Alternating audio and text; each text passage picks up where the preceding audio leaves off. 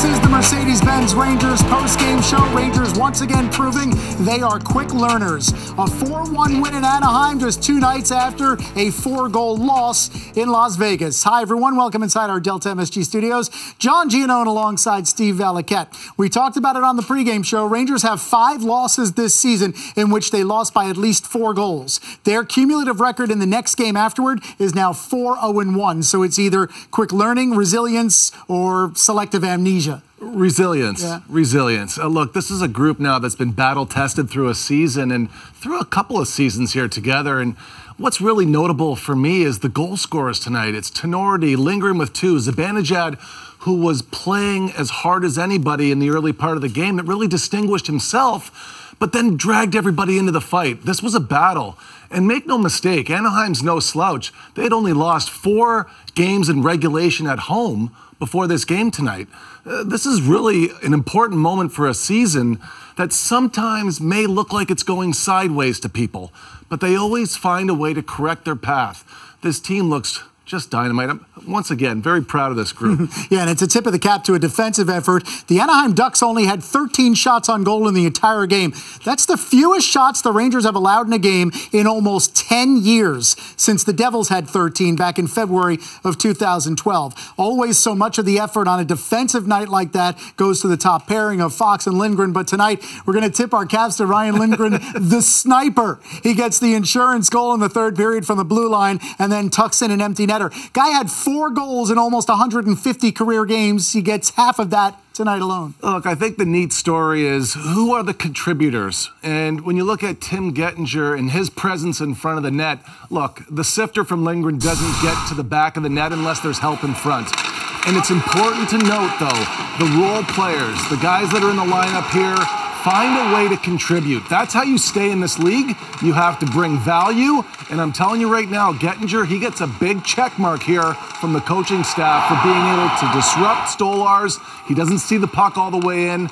Lindgren comes out of the box. We can see Rick Carpinello on this one. It's a jack out of the box. Jack in the box. He loves that one.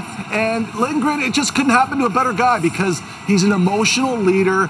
I've said it for a few years now. There will be a day that he's wearing a letter for this team. It's not yet, but there will be. He came with that pedigree, too. I heard it from everybody. As soon as that trade was made to bring him over from Boston, it was wait until you see the high level of character of Ryan Lindgren. And that was when he was still playing in Hartford, going through the process to become a Ranger, and now he's a very important, impactful player for the team. Yeah, I mean, on a night where the Rangers find out before the game that another player enters COVID protocol, so no Shesterkin, no Panarin, no Ryan Reeves, no Gauthier, no big deal, no, right? And then find a way. Right, guys plug into those spots, and then a new third pair on defense of Tinordi and Lundqvist, and the game-winning goal comes from one of those two, which is pretty crazy. And yeah, Lundqvist had his open looks too. I mean, everybody off the back end, they really did participate in this game. After a few slow moments in the second period where there was a little bit of loose play and maybe a little disconnect between the forwards and the defensemen,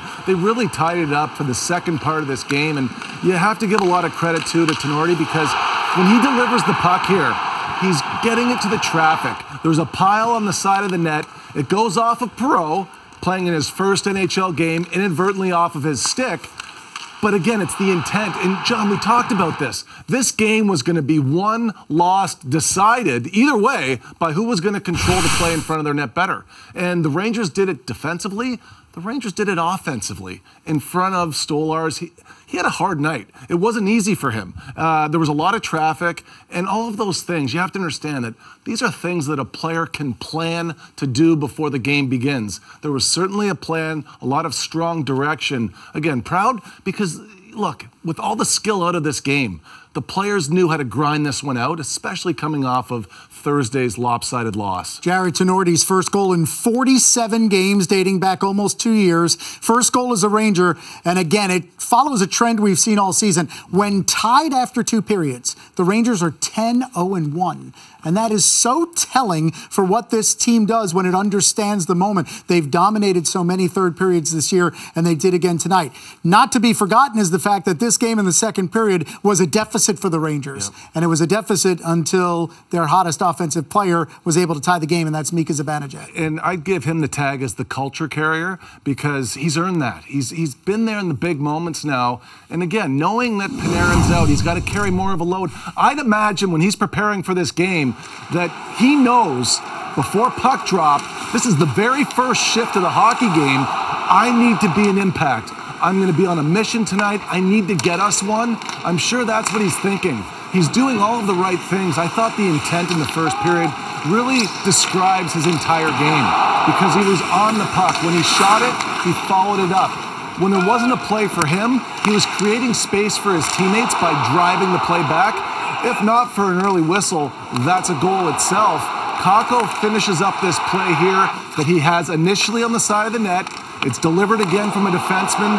That time it's Trouba, but Zibanejad finds the loose puck off that weak side post, which we talk about all the time. And you can just see that everything was by design. And I'm telling you right now, these guys had a plan. They executed it. They played harder in front of Stolarz than Anaheim played in front of Georgiev. Zibanejad's 7th goal in his last 8 games, and that tied the game, a game the Rangers eventually would win 4-1 the final on a night where they hold the Anaheim Ducks to a paltry 13 shots on goal. Take a bow, Rangers defensive core. Trouba, Lindgren, Fox, left to right.